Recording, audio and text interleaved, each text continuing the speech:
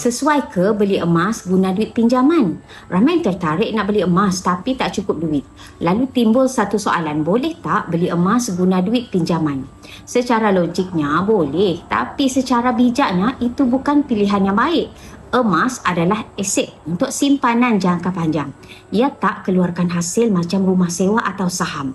Jadi, kalau kita beli emas guna duit pinjaman, contohnya guna kad kredit, personal loan atau pembiayaan, kita perlu bayar faedah atau profit rate setiap bulan.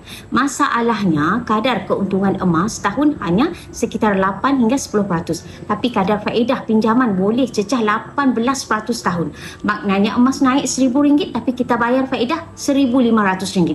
Kita rugi tanpa sedar. Selain itu, beli emas guna hutang juga beri tekanan emosi.